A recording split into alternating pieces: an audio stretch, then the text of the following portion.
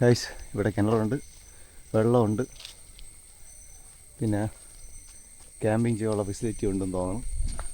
പിന്നെ നല്ല മഴ വരികയാണെങ്കിൽ ഷെഡുണ്ട് ഒതുങ്ങാനായിട്ട്. എന്നും പറഞ്ഞ് ഫുൾ മഴ വരെ അവിടെ നിൽക്കാൻ പാടില്ല ഗൈസ്. അപ്പോഴേ ഞങ്ങൾ ഫസ്റ്റ് മിഡിലസ്റ്റ് വ്യൂവിലോട്ട് വന്നിട്ടുണ്ട്. കോട അടിച്ചു കിടക്കുകയാണ്.